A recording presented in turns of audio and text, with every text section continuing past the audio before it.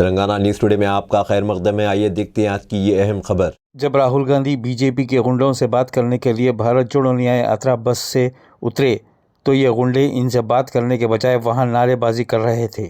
कांग्रेस की भारत जोड़ो न्याय यात्रा से बीजेपी की बुनियाद हल गई, जिसकी बिना पर वो भारत जोड़ो न्याय यात्रा को रोकने के तरह तरह के हरबे इस्तेमाल कर रही है।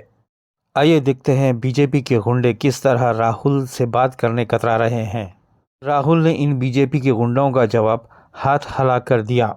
राहुल उनकी परेशानी जानना चाह रहे थे, लेकिन बीजेपी के गुंडे सिर्फ नारे लगा रहे थे। बीजेपी के गुंडों की गुंडागर्दी ने इनका असली चेहरा देश के सामने ला दिया। आइए देखते हैं बीजेपी के गुंडों को राहुल का जवाब।